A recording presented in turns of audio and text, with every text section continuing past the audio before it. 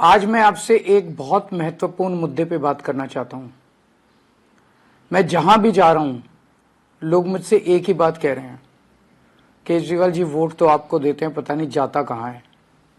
केजरीवाल जी ये मशीनों को संभाल लेना, ये मशीनें बड़ी गड़बड़ हैं, इन लोगों ने मशीनों में बहुत गड़बड़ कर रखी है।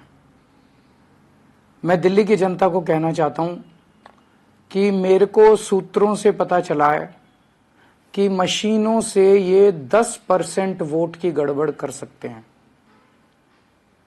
आप इतना जम के वोट देना, इतना जम के वोट देना, एक एक झाड़ू का वोट डालने के लिए निकलना चाहिए कि अगर हमारी 15% की लीड हो गई तो 5% से जीत जाएंगे। 10% के ऊपर की लीड दे देना हर जगह। इतना जम के वोट डालना, इतना जम के वोट डालना कि इनकी मशीनों के ऊपर हम जीत जाएं। यही एक तरीका है मशीनों से पार पाने का, कि आप खूब जम के वोट डालो। एहतियात के तौर पे हमने एक वेबसाइट बनाई है। महाराष्ट्र और हरियाणा के चुनावों से जो सीख मिली, उससे हमने ये तय किया है कि 5 तारीख की रात को इस वेबसाइट के ऊपर हर पोलिंग बूथ की ये 6 जानकारी हम उस वेबसाइट पे डाल देंगे, ताकि मशीनों से छेड़छाड़ ना की जा सके। नंबर 1, उस पोलिंग बूथ का नाम या नंबर क्या है। नंबर 2, उस पोलिंग बूथ का प्रिसाइडिंग ऑफिसर कौन है, उसका नाम। नंबर 3,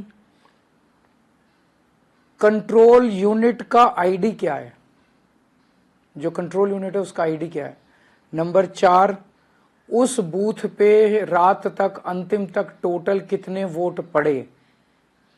तो इससे यह पता चल जाएगा कि अगर 800 वोट पड़े तो गिनती 800 ही वोट की होगी, क्योंकि हम उसमें मशीन में डाल देंगे कि उस दिन कितने वोट पड़े। कई जगह आरोप लगता है ना कि वोट तो पड़े 600, गिनती हो गई 800 वोट की, तो वो नहीं हो पाएगा। हम 5 तारीख की रात को सारा डेटा वेबसाइट पे डाल देंगे। नंबर 5, जो मशीन शाम तक काम कर रही थी, लास्ट में उसमें कितनी बैटरी रह गई, बैटरी चार्ज परसेंटेज, कितना बैटरी रह गया, क्योंकि बाद में अगर उसे बदला गया तो पता चल जाएगा कि बैटरी जब लेके गए थे तो इतनी बैटरी थी और बाद में इतनी बैटरी।